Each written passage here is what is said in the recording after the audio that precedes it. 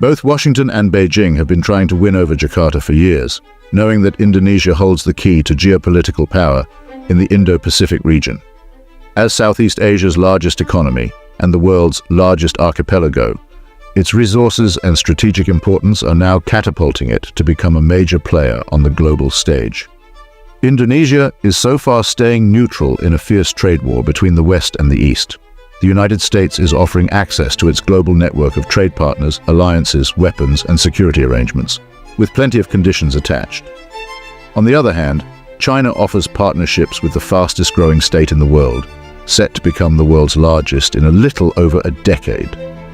China's funding for infrastructure and industry so far has fewer conditions, though Chinese government-owned companies are already beginning to change the landscape of the Indonesian economy. Indonesia has a complicated history with the two superpowers. At different times, both have undermined Indonesia's domestic interests, with the state being used as a pawn in the Cold War. This is why Indonesia is determined not to commit to either. But growing geopolitical tensions are forcing Indonesia to make a bold foreign policy move for the first time in decades.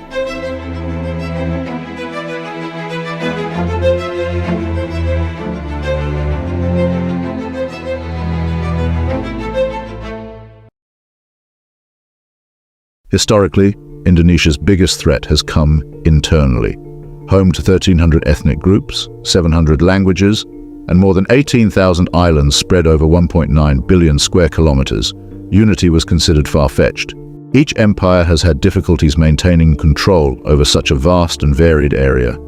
The strategic importance was clear, and the reward for taming it was immense. Indonesia is located at a posisi silang, or crossroad location.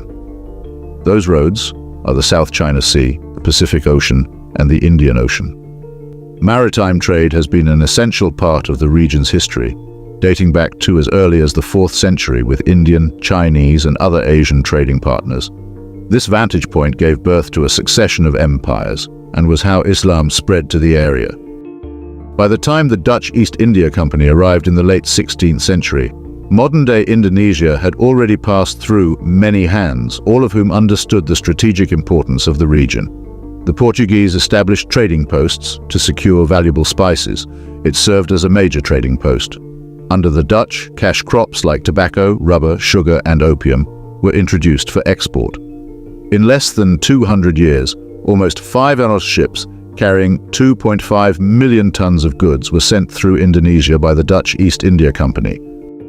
The company had collapsed by 1800, after which point the Dutch government took ownership of Indonesia, managing it as an economic outpost, which helped drive industrialization back in the Netherlands. But after World War II brought Europe to a halt, Indonesia was ready to fight back against colonialism and reclaim the industries that had enriched the First World. Indonesia declared independence in 1945, led by revolutionary Sukarno. Sukarno's vision over the next 2 decades blended anti-capitalism, nationalism, and at times martial law, in what was described as guided democracy. One of the major turning points was the nationalization of Dutch companies. In 1957, in response to regional military rebellions, by the 1960s, Indonesia was struggling to fight widespread poverty, hyperinflation, and deteriorating infrastructure.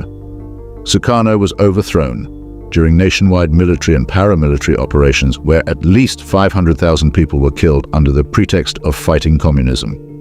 The military took control, and the new order that took power transformed Indonesia's society, political character, and economy.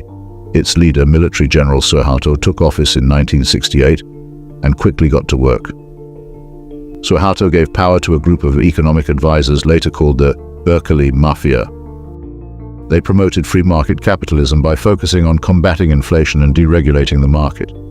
Instead of allying with communist China as Sukarno had, Indonesia now isolated itself from the Asian giant in favor of the United States.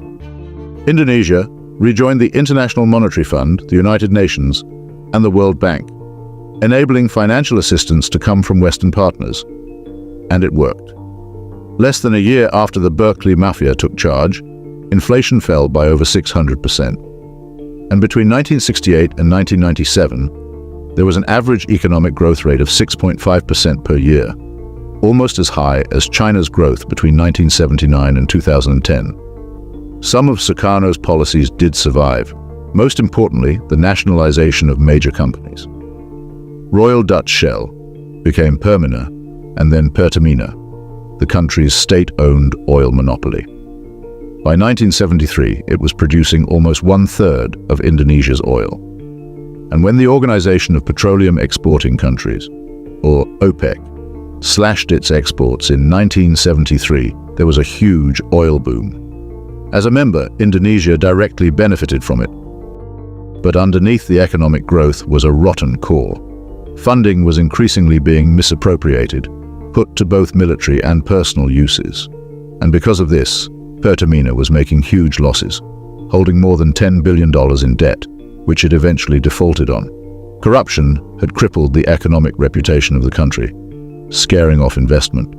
By the mid-1990s, President Suharto was ranked by Forbes as the 4th richest person in the world, with a net worth of $16 billion, worth over $30 billion today.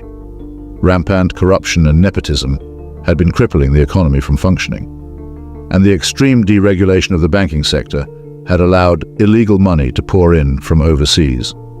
The 1997 Asian financial crisis saw widespread civil unrest, the collapse of the Indonesian rupiah, and Suharto resigning from office. It would take decades for the country to recover, but what emerged combined the most effective elements of Indonesia's authoritarian and nationalistic past with democracy. The post-Suharto era saw decentralizing away from Jakarta and more power given to local governments. Responding quicker to local-level issues helped boost economic performance. This decentralization was implemented together with decreased corruption and better managed public spending. And after 2 decades of depressed prices through the 1980s and 90s, a global commodity boom lifted Indonesia's economy as a major exporter of crude oil, palm oil, coal, natural gas, and rubber. The momentum from this boom was used by the current president of Indonesia, Joko Widodo, to drive forward a grand modern vision for the country. Joko Widodo, better known as Jokowi, has served as president since 2014. He was the first candidate outside of elite or military circles to win the presidency and has represented a new age of clean politicians. The centerpiece of his presidency has been infrastructure, which Jokowi sees as the greatest inhibitor of more rapid economic growth. Indonesia suffers from inadequate roads and ports, which are congested, clogging trade and limiting economic output. There is also a widespread lack of access to resources and common power failures throughout much of the country. Given the reliance on commodity wealth, this lack of local connectivity has made it more profitable for Indonesia to export to the global market rather than invest domestically. But this means that the country is dependent on global commodity prices, stopping Indonesia from shifting to manufacturing. But Jokowi wants to change that. Indonesia is now focusing on infrastructure, deregulation, and lowering corruption, alongside traditional goals of national unity, an agenda that has been described as a new developmentalism. Indonesia is establishing itself as a pro-business country in Southeast Asia by slashing private restrictions and streamlining business bureaucracy. Indonesia has also instituted a tax amnesty, allowing the government to identify 40% hidden assets of its GDP and get a handle on its largely untaxed economy. Political stability will be one of the most important assets for Indonesia going forward to continue to attract overseas investment.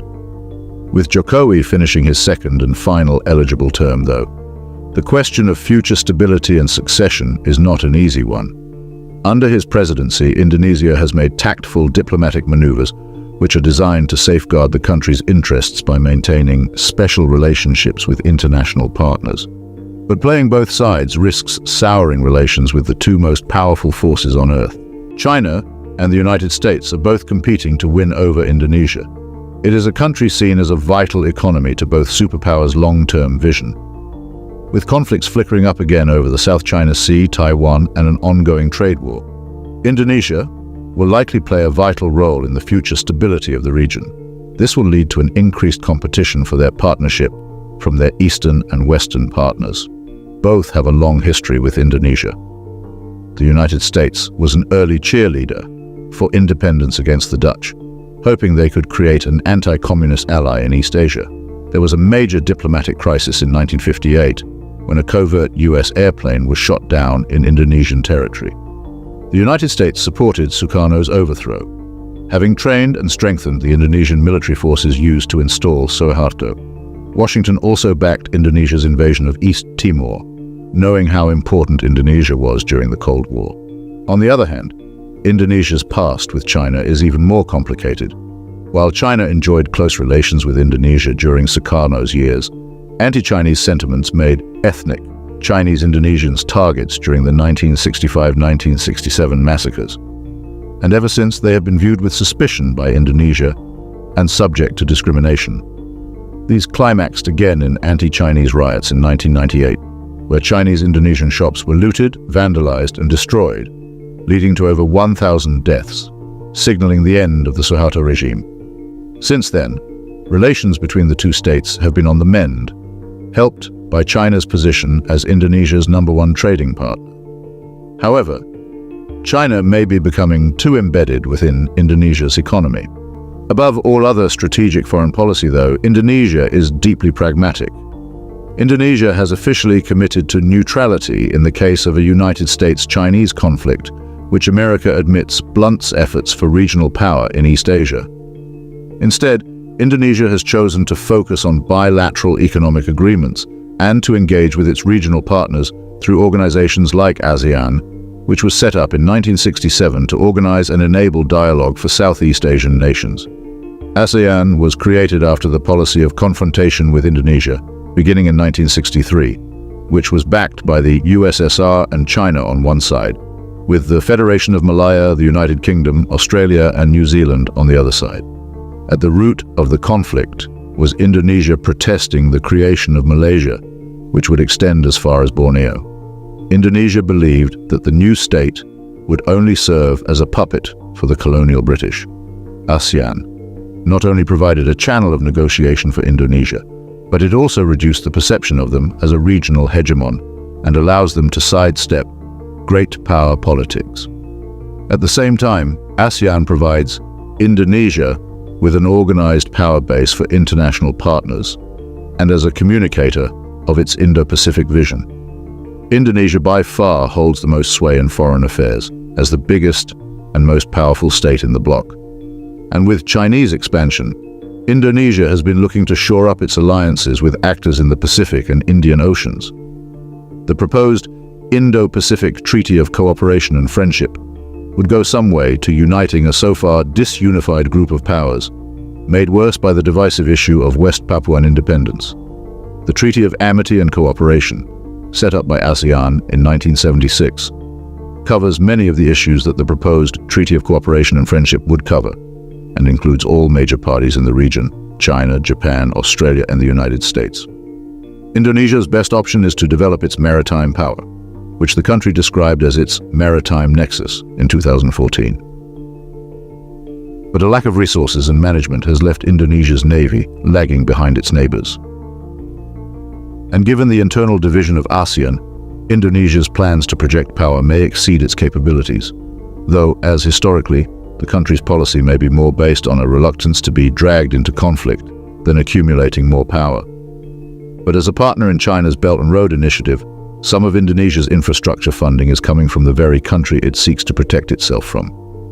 Both China and the United States can see the untapped potential of Indonesia. With the world increasingly turning towards electric-powered vehicles, production points of essential raw materials in places like Chile and the Democratic Republic of the Congo have become highly sought after. Indonesia, too, is one of these production points. In fact, it's the world's largest producer of nickel, which is used in electric battery manufacturing. Last year, the country produced around 1 million metric tons, or more than 1/3 of global production. Much of the output is low-purity nickel used primarily in stainless steel, but Indonesia is determined to increase its quality to match demand. And similar plans to rapidly increase cobalt production would transform the country into one of the most important players in the conversion to greener energy sources. This will require a strong, organized government. Fortunately for Indonesia, One of its biggest strengths is stability, which is increasingly an attractive marketplace for international investment. Indonesia has spent